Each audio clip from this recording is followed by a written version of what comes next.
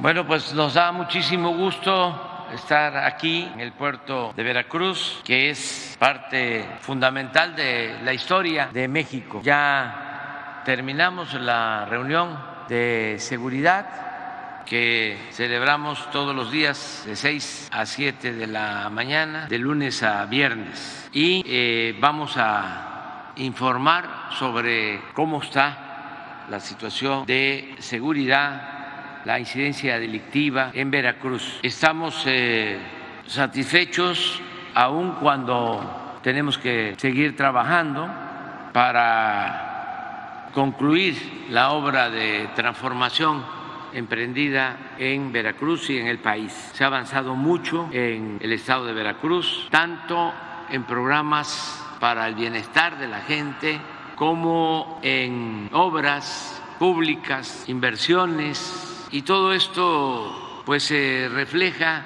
en que hay crecimiento económico, hay empleos, hay bienestar en el estado de Veracruz. También vamos a participar más tarde en la ceremonia para recordar un hecho lamentable, lo que significó la invasión estadounidense de 1914, una invasión muy lamentable, decía, que se lleva a cabo después del gran zarpazo de 1847, cuando por esa invasión nos arrebataron más de la mitad de nuestro territorio. Esta fue la segunda, y hubieron otras que no son tan conocidas, pero es uno de los motivos por lo que se considera varias veces heroico a este puerto de Veracruz, 4 veces heroico puerto de Veracruz. Entonces vamos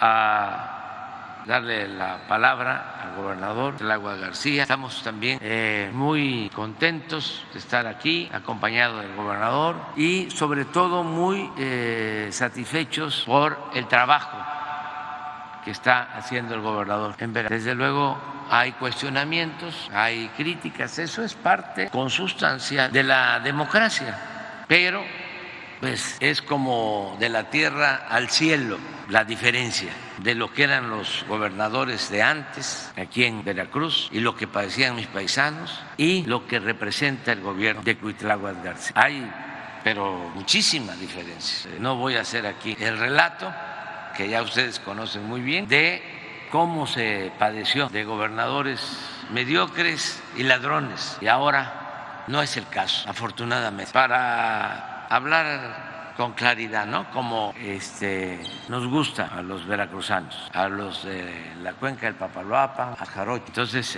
vamos a darle la palabra al gobernador. Luego el almirante Ojeda va a informar sobre la situación de seguridad en el estado y posteriormente pues ya abrimos para preguntas y respuestas. Buenos días, presidente. Bienvenido nuevamente a Veracruz, a esta tierra heroica, como usted lo ha relatado. Informarle, presidente, que vamos bastante bien. Ha crecido la inversión extranjera en Veracruz, como usted debe tener conocimiento. Las obras de inversión extranjera que se están realizando gracias a esta promoción que desde el Istmo de Tehuantepec hasta acá, hasta el puerto y en el norte de Veracruz se ha hecho, pues han llegado al menos 3 inversiones ancla. Acá la de Constellation Brands, que está ya en marcha, en el sur de Veracruz, en la zona del Istmo de Tehuantepec, 2 inversiones grandes de empresas extranjeras también que ya estaban asentadas, pero a partir del impulso que se le ha dado a través del Istmo de Tehuantepec, deciden ampliar sus capacidades.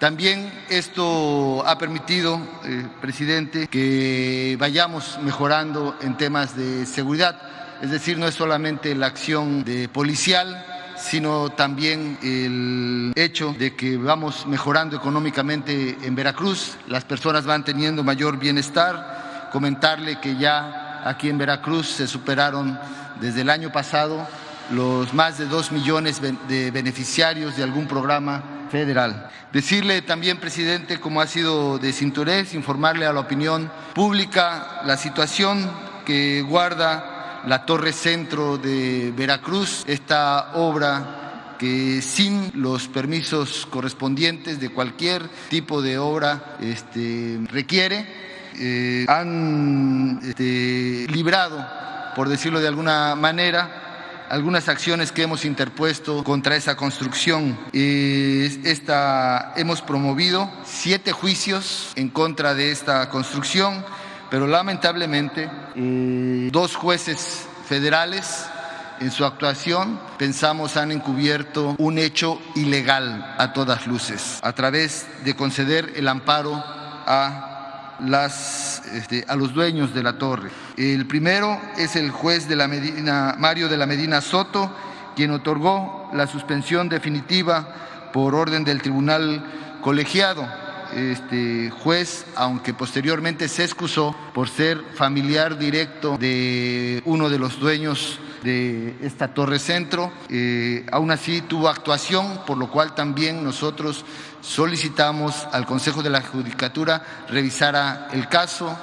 No procedió a mayores, lamentablemente. También, una vez excusado, el caso pasó al juez José Arquímedes Gregorio Loranca Luna, quien, al darle solo continuidad a este juicio, ha amparado en varias acciones de las que hemos promovido a los dueños. Otorgó la suspensión provisional y definitiva en el juicio de amparo indirecto 1277-2021, 1278-2021, 1280-2021, 114-2022, 313-2022, 350-2022 y 391-2022. Estos 3 últimos fueron concluidos por desistimiento del promovente, o sea, de los dueños.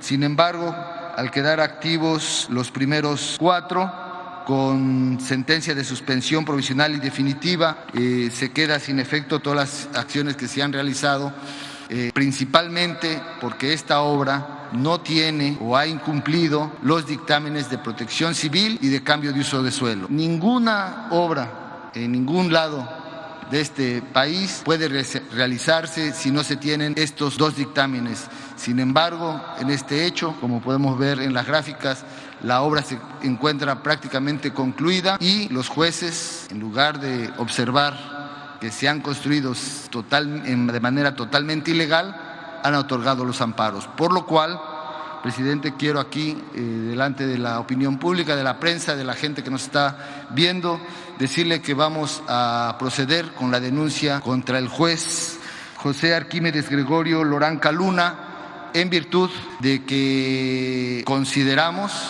ha actuado de manera indebida. Cabe señalar que este juez, que ha otorgado la suspensión provisional y definitiva en 4 juicios contra la torre, es el mismo juez que hace unos días ordenó la liberación de los padres de Marlon N., presunto feminicida de la joven Montserrat, y que ha sido un caso debatido mediáticamente en virtud de que los padres presuntamente actuaron en complicidad de este feminicidio en protección al hijo presunto feminicida Marlon N., y no obstante las pruebas otorgadas por la Fiscalía obligó al juez de control se repitiera la audiencia, pero le instruyó que la resolución tiene que ser la liberación, lo cual también consideramos es un exceso de parte de este mismo juez. Pero por si fuera poco, y aquí la gente local de Veracruz lo deberá recordar muy bien, es el mismo juez que liberó a uno de los llamados porquis en el caso de abuso sexual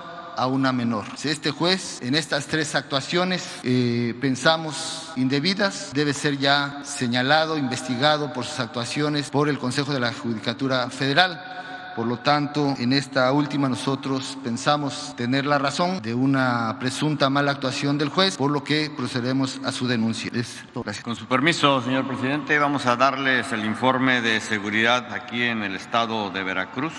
El estado de Veracruz cuenta con 71.823 kilómetros cuadrados 212 municipios y más de 8 millones de habitantes. Los más poblados, los municipios más poblados, desde luego, es Veracruz, Jalapa, Coatzacoalcos. Ellos ocupan más o menos el 17.5% de la población del estado. En lo que se refiere a la de incidencia delictiva, vamos a mostrarle los 8 delitos con mayor frecuencia aquí en el estado, desde diciembre del 18 a marzo del 23. Vamos a ir viendo uno por uno. En lo que se refiere a secuestros, en el mes de marzo hubieron 3, ocupa el tercer lugar de la media nacional. Es un delito que va a la baja. En lo que se refiere a feminicidio, 8 casos en el mes de marzo, también va decreciendo, ocupa el sexto lugar con respecto a la media nacional, 19 en lo que va del año. Extorsiones, 82 casos en marzo, es uno de los delitos que va creciendo, ocupa el séptimo lugar, 224 casos en lo que va del año. En robo a transportistas, 11 casos en el mes de marzo, va decreciendo, ocupa el 10º lugar y son 28 casos en lo que va del año. En lo que se refiere a robo a negocio, 287 casos, va decreciendo, 997 en lo que va del año, ocupa el 12º lugar con respecto a la media nacional. En robo a transeúntes, 206 casos, es una constante, ocupa el 13º lugar, 574 casos en lo que va del año. Robo en transporte, 11 casos en marzo, 43 en lo que va del año, ocupa el 15º lugar con respecto a la media nacional. Y homicidio doloso, 64 casos, va a la baja, 18º lugar con respecto a la media nacional, 189 casos en lo que va del año. Con respecto a homicidios dolosos por entidad federativa, en la presente administración al mes de marzo, Veracruz está ubicado en el 9º lugar con respecto a la media nacional. Y homicidio doloso por cada 100,000 habitantes en la presente administración, en lo que va del mes de marzo, ocupa el 18º lugar con respecto a la media nacional. Los municipios con mayor incidencia delictiva: Veracruz, Jalapa, Coatzacoalcos, Córdoba y Orizaba. En total, del estado 3.441 y de estos municipios 1.804 ocupan el 52%. En lo que se refiere a seguridad pública, la Policía Estatal tiene 7.118 elementos, de los cuales 7.020 son operativos. Las policías municipales, 6.351, de los cuales 5.990 son los operativos. En lo que se refiere a la Policía Naval, 845 elementos, de los cuales 645 son operativos. En total, de la seguridad pública se tienen reales 14.314, operativos 13.255. En lo que se refiere a fuerzas federales aquí en la seguridad del Estado, la Secretaría de Marina cuenta con 9.462 elementos, operativos 7.096. El Ejército 7.214, 6.492 operativos. La Guardia Nacional 4.015, 3.614 operativos. Y en total, las fuerzas federales, estatales y municipales se tiene un número de 35.005 elementos, de los cuales 30.457 son los operativos. En lo que se refiere al despliegue de las coordinaciones regionales de la Guardia Nacional aquí en el Estado, hay una coordinación estatal y 18 coordinaciones regionales con 44.015 elementos. En lo que se refiere a compañías de Guardia Nacional en el Estado, 32 instalaciones, de las cuales 13 compañías ya están terminadas, 8 compañías en construcción, 7 compañías pendientes por su construcción y 5 espacios asignados por la Secretaría de la Defensa Nacional para ocuparse como cuarteles de la Guardia Nacional. En lo que se refiere a aseguramientos de diferentes índoles aquí en el Estado, como pueden ver en la presentación, hay diferentes cosas que se han detectado aquí: marihuana 3.394 kilogramos, vehículos asegurados 3.188, una aeronave, madera 2.636.000 metros cúbicos, armas de fuego 487, cartuchos, etcétera, etcétera. En lo que se refiere a búsqueda y rescate, la Secretaría de Marina cuenta con 2 estaciones navales de búsqueda y rescate aquí en el estado, uno aquí en Veracruz y el otro en Coatzacoalcos. En Veracruz se cuentan con 24 elementos, en Coatzacoalcos con 15, y se han realizado en Veracruz 202 operaciones, en Coatzacoalcos 195, en Veracruz se han rescatado 201 personas, en Coatzacoalcos 53, y evacuaciones médicas en Veracruz 7 y en Coatzacoalcos 1. Con lo que se refiere a la Secretaría de la Defensa Nacional, tiene un subcentro regional de búsqueda y rescate en la Estación Aérea Militar número 7 en Cánticas, Veracruz, 149 elementos, y activación del sistema SAR de la Secretaría de la Defensa para obtener información inicial han sido 12 casos y personal asistidas 28 personas. En lo que se refiere a alertamientos aéreos, ha habido 5 casos con un resultado positivo,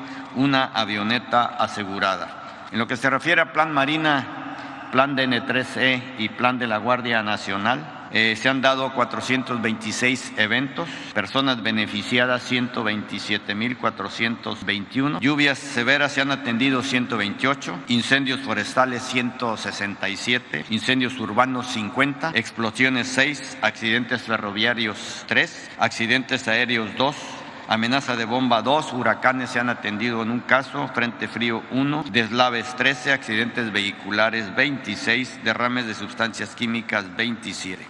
En lo que se refiere a un programa de atención médica de primer contacto en lugares de difícil acceso, se han beneficiado aquí en el estado a 13.963 personas. Se emplean ambulancias, 4 vehículos, 14, una cocineta. Comunidades atendidas han sido 24. Las dependencias participantes, la Secretaría de Marina, el Instituto Mexicano del Seguro Social, Secretaría de Salud del Estado, Bienestar y el DIF. Por lo que se refiere al Estado y la seguridad, en la situación de seguridad pública en el Estado, es todo lo que le podemos informar. Muy bien, pues vamos a abrir digo, comenzamos. Y luego un compañero de los medios. Ahora, vamos con ella. Gracias, gobernador. Claudia Montero, del Calor Político. Ayer anunció la venta del avión que, se habían hecho sorteos, incluso Veracruz, uno del premiado de la Sierra. Pero preguntarle sobre esta venta, si hubo alguna pérdida en la transacción que se hizo y sobre los recursos que se van a invertir. Mencionaba usted que en obra, que en hospitales, pero ¿se va a detallar o si solamente van a hacer ese tipo de obras? Bueno, la verdad que estamos contentos porque se vendió el ostentoso avión presidencial. Este avión lo compró Calderón, aunque él no lo usó, se lo dejó comprado al licenciado Peña Nieto. Al final del gobierno de Calderón tomaron la decisión de comprar este avión, que lo mandaron a hacer especial. No es un avión construido en serie, desde luego es un avión que no podía utilizarse en nuestro país porque técnicamente debe volar en distancias largas que lleven 5 horas en promedio, y pues nuestro territorio en ese avión se puede recorrer en menos tiempo, ni siquiera la frontera. Puede ser que de frontera a frontera, pero no. Entonces fue un despropósito porque, por ejemplo, no se debía usar para venir a Veracruz porque apenas está levantando y ya hay que bajarlo. Es un avión para ir a Europa en 10 horas, sin recarga de combustible, incluso más de 10 horas sin recargar combustible. Es enorme, no hay aviones de este tamaño en las rutas nacionales.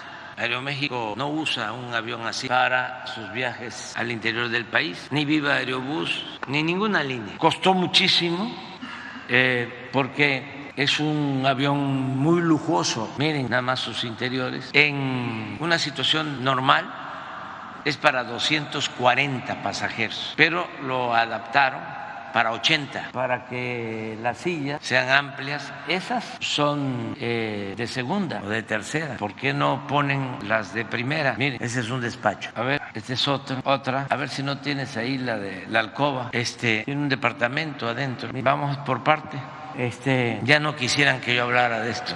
Una caminadora Le preguntaba yo al comandante que si él veía normal, ¿no?, ir en un vuelo y usar una caminadora. Un despropósito. Miren los lujos para pequeños faraones, acomplejados. Bueno, como a todo mundo le consta, quisimos venderlo desde el principio. Hice ese compromiso en la campaña, como hemos vendido ya como unos 10 aviones, porque no fue nada más este. Sí, creo que cerca de 10 ya se han vendido. Le voy a pedir al director de Banobra que la semana que viene en la Ciudad de México presente todo el informe.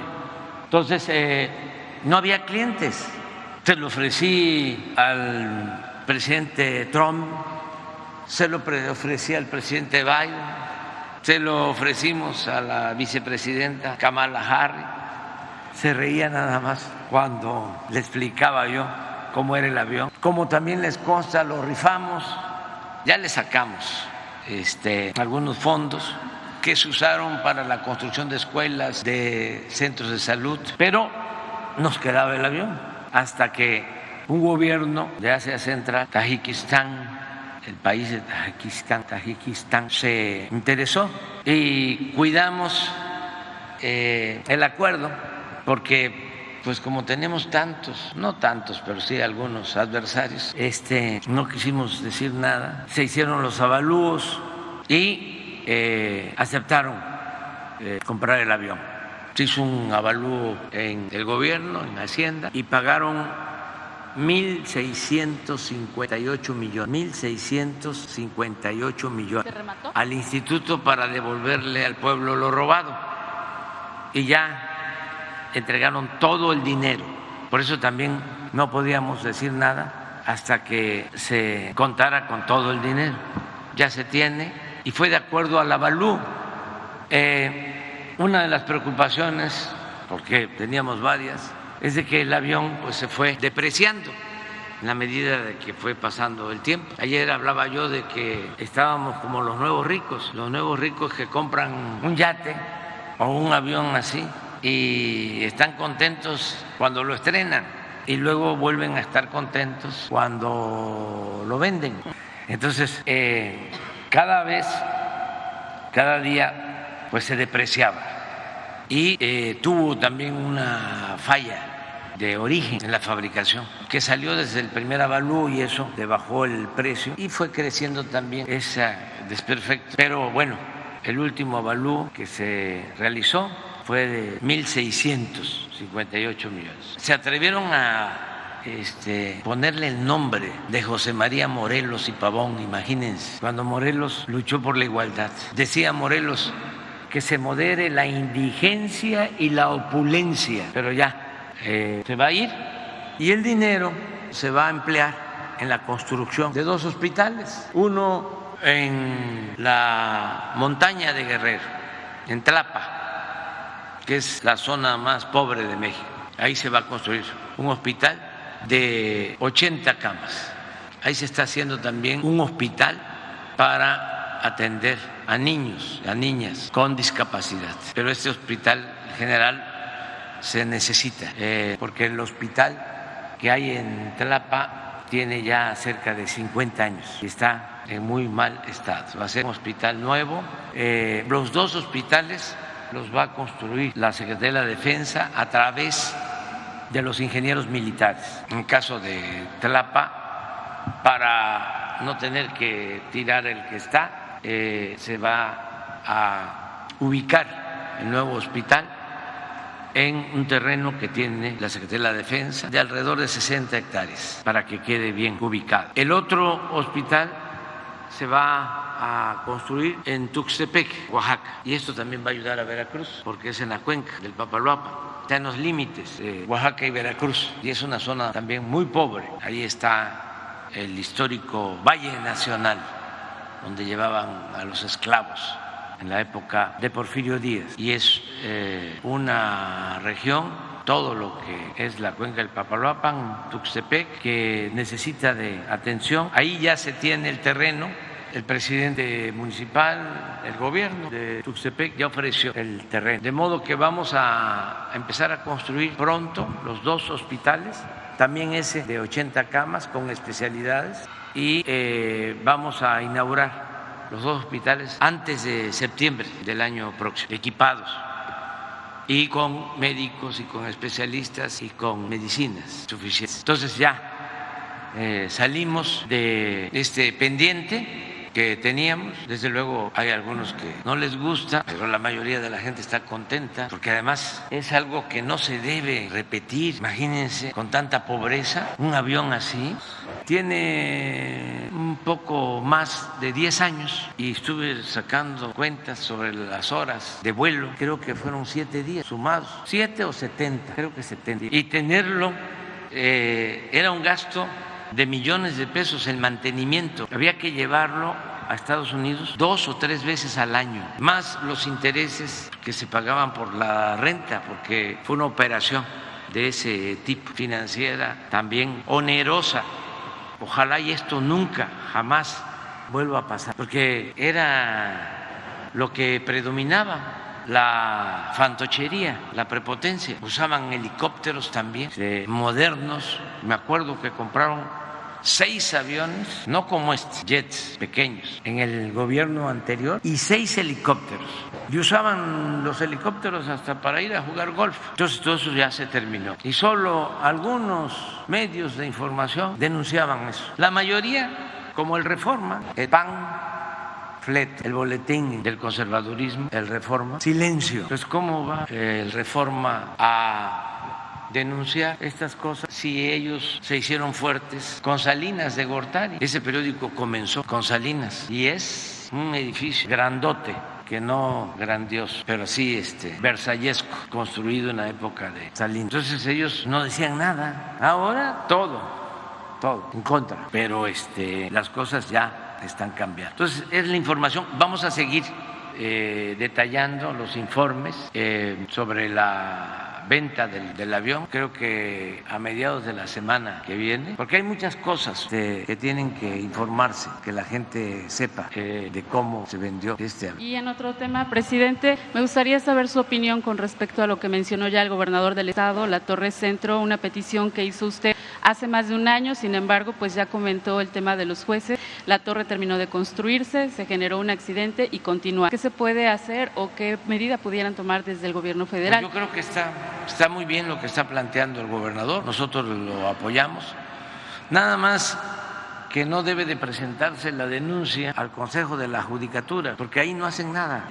Sí, tiene que ser a la Fiscalía Anticorrupción, la Fiscalía Federal, porque es evidente que hay corrupción. O sea, ¿cómo van a permitir que se haga una torre así sin permiso? Es influyentismo, es corrupción y no se hizo en las afueras de Veracruz. Es una agresión, una intromisión alevosa a lo que es el centro histórico de Veracruz. Estamos hablando de uno de los lugares históricos más importantes de México, y atreverse por el influyentismo, por la conservación, afectar la imagen del centro histórico de Veracruz, del malecón de Veracruz, pues se necesita ser muy cara dura, o mucha prepotencia, o pensar que se tienen muchas agarraderas. ¿Qué les costaba rebanar unos pisos? No, están demostrando que son muy poderosos. Ese es el problema que tiene el Poder Judicial, porque no es nada más, lamentablemente, este caso. Son varios jueces, magistrados, ministros. Ahora estamos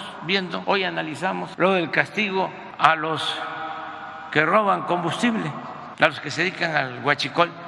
Me acuerdo que cuando iniciamos el combate al huachicol, se envió una iniciativa para que se considerara como delito grave y que el que cometía estos ilícitos no saliera bajo fianza. Pues resulta que los jueces liberan a todos.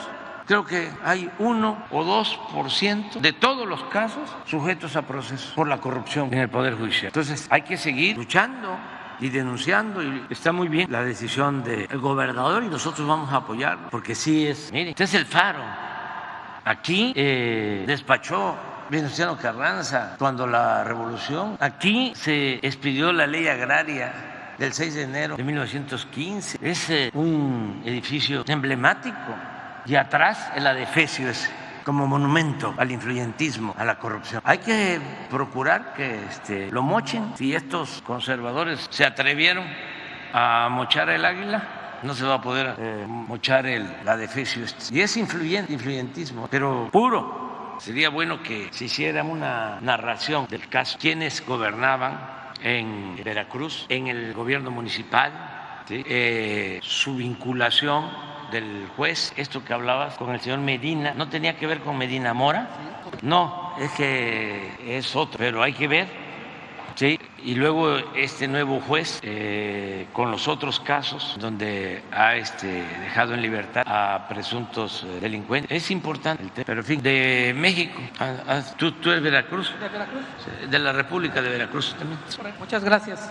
Muy buenos días, señor presidente de la República, Andrés Manuel López Obrador. Muy buenos días, señor gobernador Cuitláhuac García Jiménez. Ricardo Ramírez Juárez, del portal en privado veracruz.com.me. Vengo a esta conferencia de prensa mañanera no a preguntar ni a cuestionar su gobierno, ni el del señor gobernador, sino para agradecer por todas las políticas públicas que usted ha instrumentado en beneficio de los sectores empobrecidos del país, incluyendo Veracruz. Es lamentable leer a los compañeros periodistas, especialmente a los que escriben en el Notiver, del que todos dicen es propiedad del exgobernador de PAN, Miguel Ángel Yunes Linares, quienes se lanzan con todas sus fuerzas todos los días, buscando con sus ofensas y difamaciones desprestigiar o disminuir la popularidad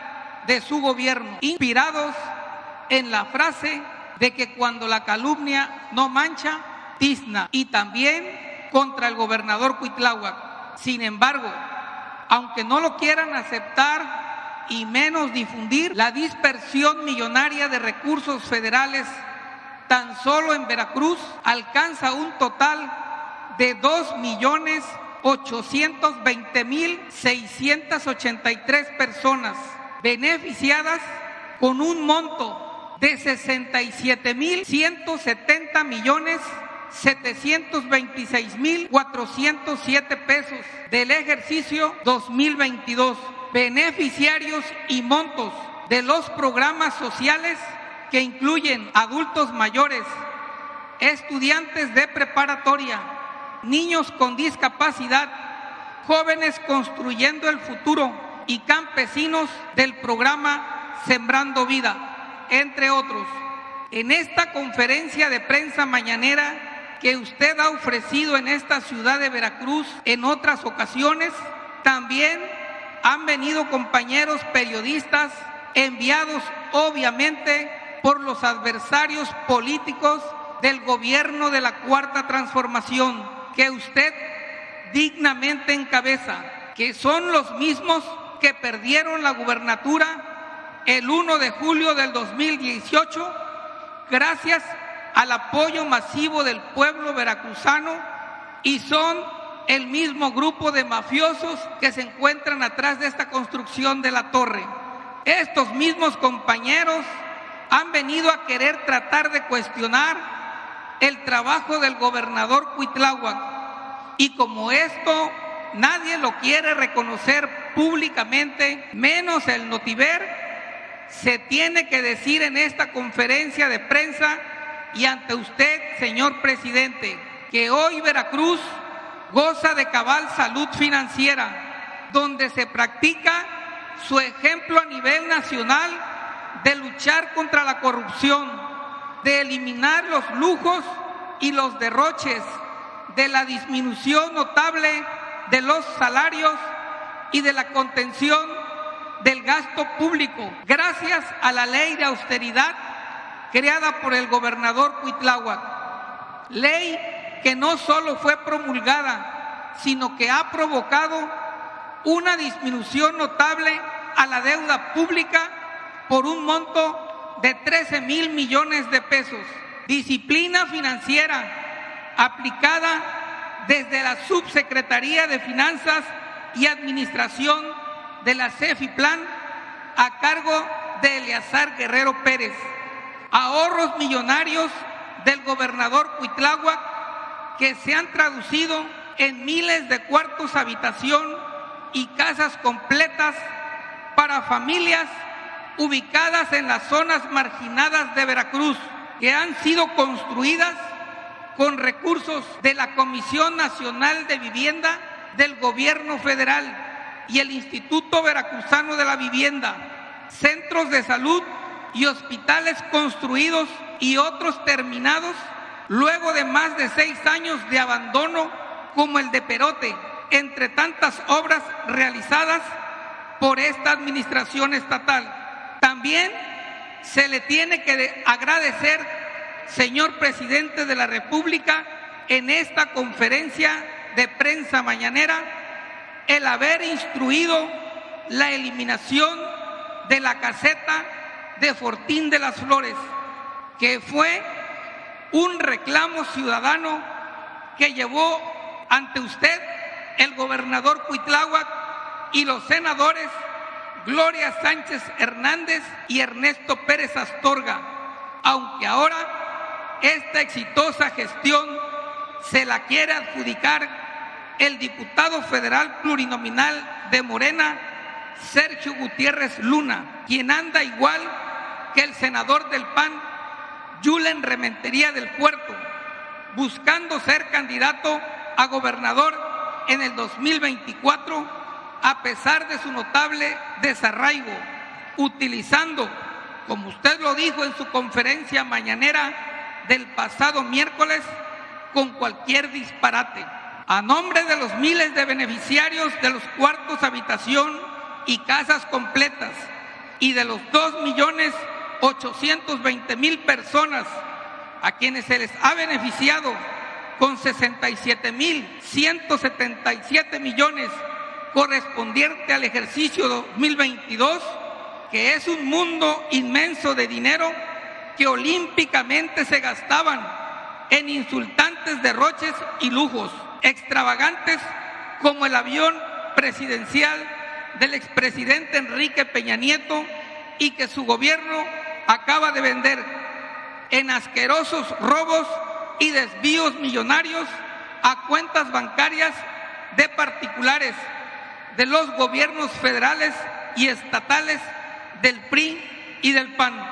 Por otro lado, señor presidente de la República, Andrés Manuel López Obrador, a nombre de miles de estudiantes de preparatoria de Papantla y de la Sierra del Totonacapan, solicito a usted respetuosamente su apoyo para convertir el Centro de Innovación del Instituto Politécnico Nacional, ya en funciones, se convierta en un campus Papantla del Instituto Politécnico Nacional, con todas las carreras presenciales existentes.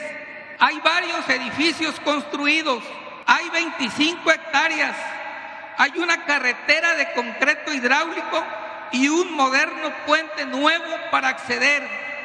Solo falta que usted instruya lo correspondiente al director general de esta prestigiosa institución educativa para que Papantla, la tierra del Papán sagrado, la tierra de los espectaculares voladores, la tierra que perfuma al mundo con su vainilla y con su gastronomía, la tierra dueña de una cultura milenaria cuya herencia de las ruinas del Tajín son el orgullo de Veracruz y de México, para que este municipio cuente con esta importante institución educativa. Gracias, señor presidente Andrés Manuel López Obrador, deseando que a usted y al señor gobernador de Veracruz Dios les conceda larga vida para seguir llevando a cabo esta cuarta transformación que estamos viviendo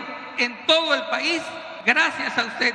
Muchas gracias, señor. Muy bien, muy bien. Vamos a ver lo de el Politécnico con el gobernador para Papantla. Y agradecemos por tus palabras de apoyo y de confianza. Me extraña mucho lo de Notiver, porque antes era pues independiente, y además a mí me gustaba mucho porque, no sé ahora, tenían sentido del humor, me hacían reír con sus fotografías, sus encabezados. muy a lo jarocho. Además, en una ocasión, cuando caminé de Tabasco a México, en el éxodo por la democracia, hace más de 30 años, cuando empezamos a luchar, que no querían reconocernos el triunfo en Cárdenas, Tabasco, tuvimos que caminar para evadir el acoso, para no caer en la provocación, en la violencia, y caminamos 50 días, el éxodo por la democracia, 1990, 1991, y me acuerdo que hicimos un tramo y llegamos aquí a Veracruz, y estaba lloviendo mucho, como llueve aquí, aguacero fuertísimo, y estaba el dueño de Notiver, que tenían sus oficinas por aquí, y pasamos y él observó, porque luego lo relató, observó cómo mojándonos con convicción llegamos aquí al puerto. Y luego, pues, cuando venía, siempre sacaban información. Si se echó a perder, a lo mejor es porque se vinculó a Yunes, y ahí estuvo el problema. Y ese es el problema, pero recuerdo bien a Notiver. Y desde luego aquí en Veracruz está el decano del periodismo, el periódico de más antigüedad, El Dictamen. Es un periódico histórico, y últimamente también está un nuevo periódico que es de los dueños del periódico del Istmo, Imagen, también buen periódico, y el periódico del Istmo, de lo mejor de Veracruz y de lo mejor de México como periódico desde hace muchos años. Y luego las radios, pues aquí también hay otra radio con mucha antigüedad, la XEU, desde hace muchísimo tiempo, aunque también ahí hay de todo en la familia. ¿Cómo se llama? Luis Pasos, es muy conservador, pero Baltasar no, y Fernando, que lo conocí, su otro hermano, que tienen también estaciones de radio, sus hijos ya heredaron en Villahermosa y en Tabasco. Era otra cosa, Fernando. Baltasar también, y ya de plano el más letrado, más conservador, es Luis Pasos. Y por ahí hay otro Luis Pasos, yo creo que es el hijo o el sobrino, que es ultra conservador, de los que no quieren al pueblo y se creen de la moronga azul.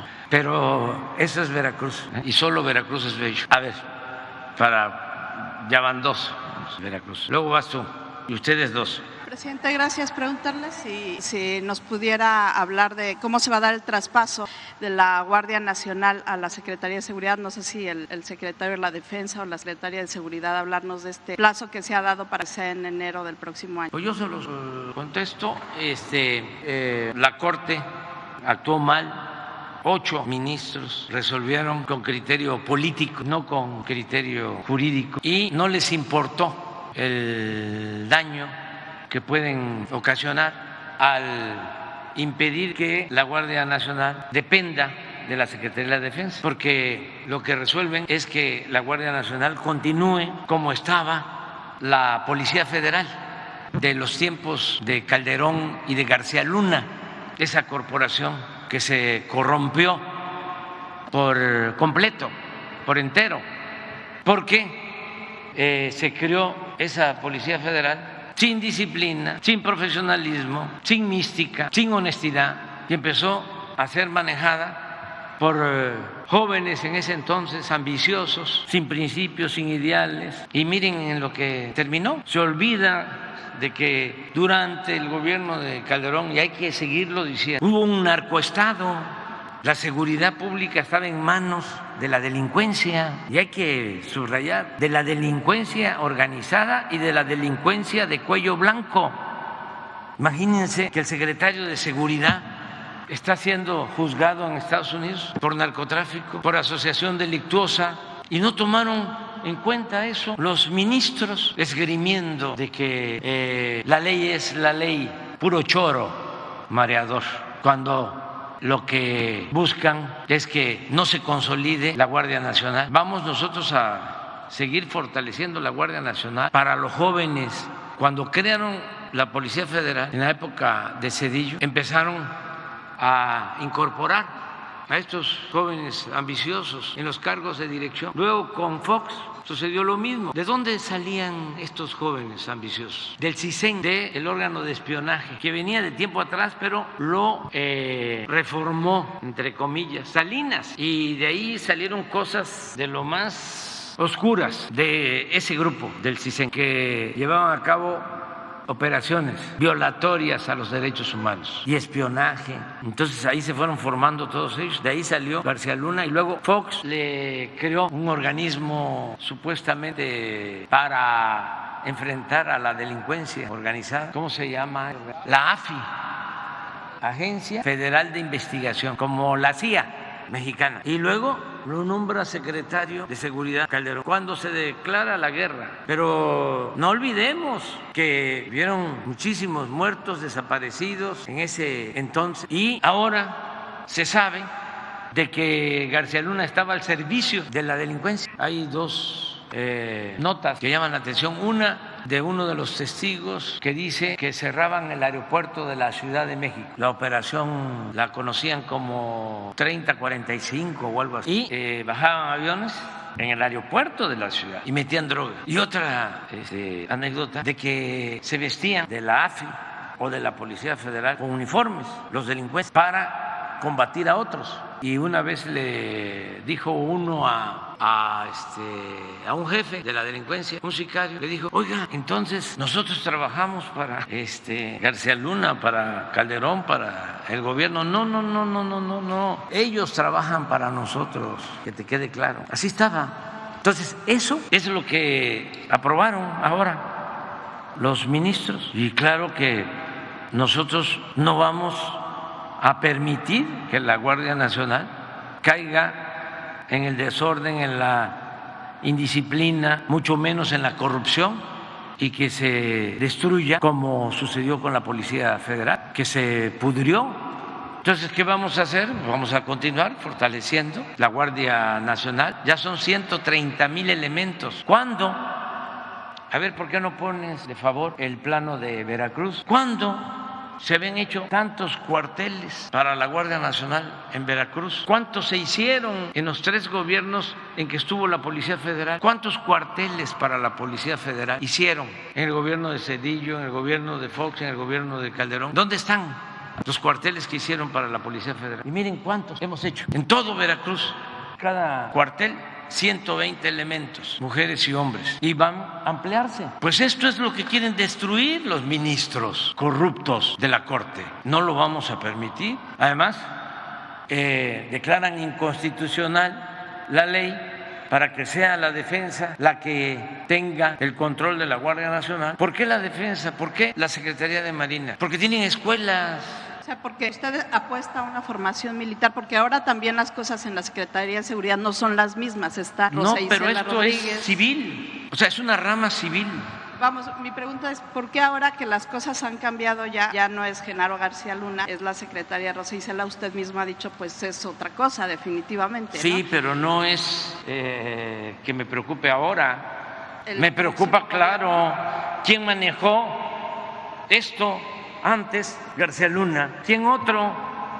Chong. ¿Saben qué hacían en Gobernación, en el gobierno pasado, para el manejo de la seguridad pública? Les aprobaban un presupuesto de 1,000 millones. Hagan la investigación de cuánto aprobaban de presupuesto para seguridad pública a la Secretaría de Gobernación y cuánto terminaban gastando. El doble, el triple, sin comprobación. Yo no quiero eso. Ahora, ¿quién va a decidir?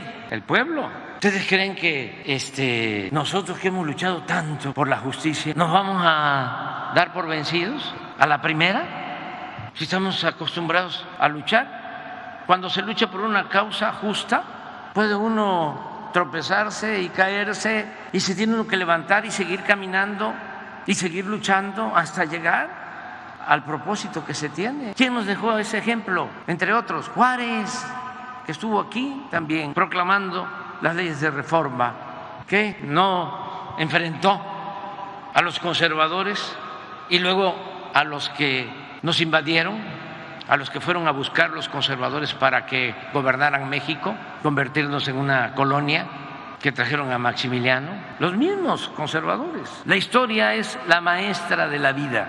Entonces, ¿qué nos enseñó Juárez? De que hay que perseverar por los principios, no hay que perder nunca la fe en las causas justas, mantener inalterables los principios. Entonces, ¿qué vamos a hacer? ¿Qué es tu pregunta? Pues va a continuar la Guardia Nacional. Va a ser un recorrido Rosa Isela y el general secretario, los dos, por todo el país, para decirle a todos los elementos que no se preocupen, que no van a cambiar sus condiciones laborales, porque miren lo que hicieron estos ministros irresponsables y corruptos. Impidieron el que se mantengan los grados, ascensos, con el propósito de provocar una deserción masiva, porque muchos de los elementos de la Guardia tienen que ver con la defensa, tienen que ver con Marina, y al momento de que se recibe este golpe, ¿qué pueden pensar? Yo me regreso a la defensa, me regreso a Marina, y todo lo que hemos construido se derrumba. Entonces van a hacer estas visitas para garantizarle a todos los elementos de la Guardia que continúan las mismas condiciones laborales. Además, aprovecho para comentar que nos importa tanto la seguridad pública, que es nuestro propósito fundamental, garantizar la paz, la tranquilidad, la seguridad pública. Los mexicanos, más que nada, de que se dio la instrucción de que los elementos de la Guardia ganaran más incluso que los integrantes de Marina y de Defensa. Entonces van a ir a recorrer el país con ese propósito, a garantizarles de que vamos a hacer adecuaciones para que no cambien sus condiciones laborales, y además voy a presentar una nueva iniciativa de reforma a la Constitución, pero no la voy a presentar ahora porque ahora la van a bloquear los conservadores corruptos, los del Supremo Poder Conservador, los legisladores, porque para reformar la Constitución se requiere de mayoría calificada, que se llama. No me gusta decir mayoría absoluta. Es 2/3 partes. Si son 500 diputados, se requieren como 330 votos. No es nada más mayoría simple, no es la mitad más uno.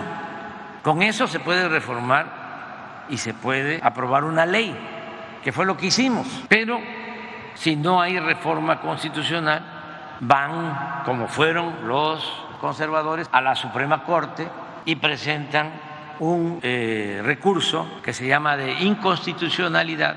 Entonces los ministros resuelven si es constitucional o no, y entonces lo que hicieron fue resolver de que era inconstitucional la ley. Entonces, ¿qué es lo que vamos a hacer? Vamos a que en la próxima elección la gente ya tenga más elementos para que vaya internalizando que no solo se debe de votar por quien representa la transformación de México, sino también por los legisladores, porque si la presidenta, el presidente busca la transformación, busca la honestidad, busca acabar con la corrupción, busca acabar con el clasismo, con el racismo, busca que haya una auténtica democracia, que el pueblo sea el que mande. Pero si en el Congreso son conservadores, como un diputado, senador de aquí de Veracruz, que fue a España a buscar a un grupo de políticos españoles, de esos que le aplauden al rey. ¿Cómo se llama el grupo de allá? Vox. ¿Cómo se llama? Rementería. De aquí, ¿no? Sí. Bueno, pues entonces, si se vota por esa gente, por esos partidos, pues entonces no se avanza. Entonces voy a mandar la iniciativa de reforma constitucional el 1 de septiembre del año próximo, del 24, cuando se integre la nueva legislatura, el nuevo Congreso, porque yo espero que en junio, que van a ser las elecciones del año próximo, la gente defienda la transformación de México. ¿Qué sí va a pasar en estos 8 meses como resultado de esta resolución de la Queda Corte? igual.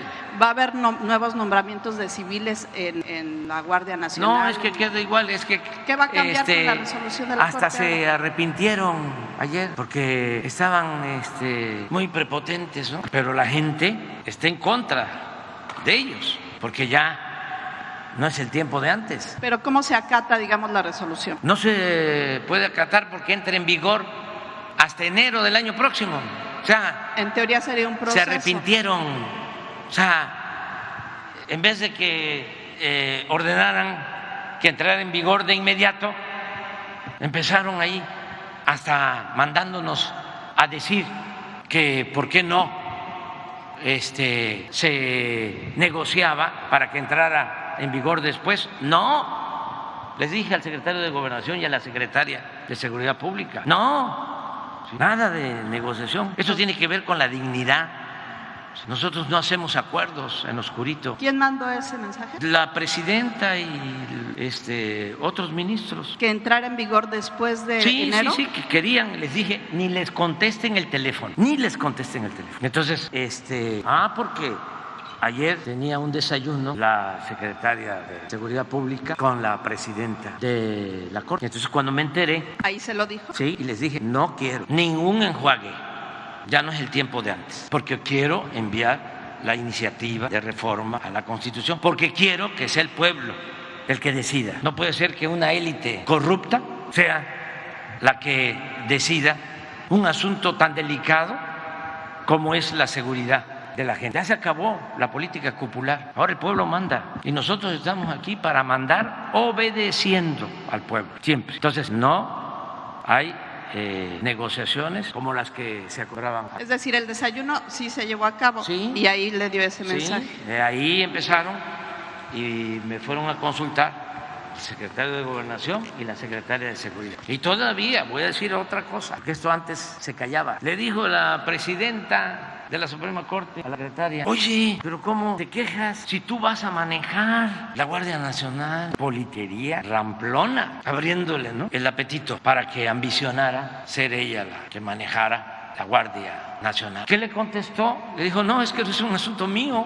Pero lamentable el nivel de indignidad cuando deberían de estar dando ejemplos de rectitud, de moralidad. Nada más para que sepan que ya no es lo mismo, porque se quedaron en el almanaque. Gracias, presidente. Ya vámonos a desayunar, porque mire, un lechero con canilla